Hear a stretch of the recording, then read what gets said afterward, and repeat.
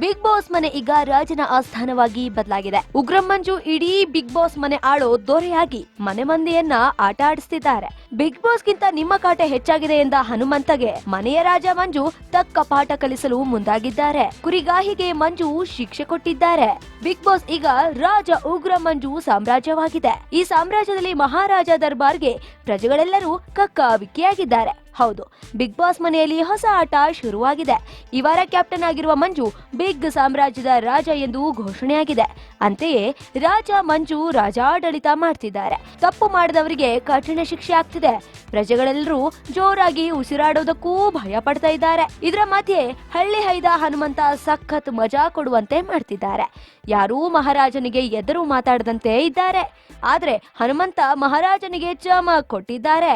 Big boss ನಿಮ್ಗಿಂತ ರಾಜನ ಕಾಟ ಹೆಚ್ಚಾಗಿದೆ ಅಂತ ಹೇಳ್ಕೊಂಡು ಹನುಮಂತ ಓಡಾಡ್ತಿದ್ದಾನೆ.